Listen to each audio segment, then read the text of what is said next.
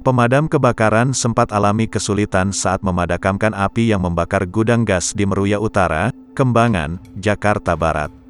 Banyaknya seng dan jauhnya sumber air menjadi kendala. Hal itu diungkapkan Komandan Peleton Kembangan Joko Susilo usai memadamkan api. Joko mengatakan bahwa pihaknya menerima informasi gudang gas terbakar Selasa, tanggal 27 Juli tahun 2021, pukul 0.15 waktu Indonesia Barat. Petugas sempat mengalami kendala saat pendinginan karena bahan yang terbakar berjenis seng. Seng dari lapak yang ikut terbakar itu kerap menutupi titik api sehingga sulit dipadamkan. Dua ledakan juga sempat terjadi saat damkar tengah memadamkan api.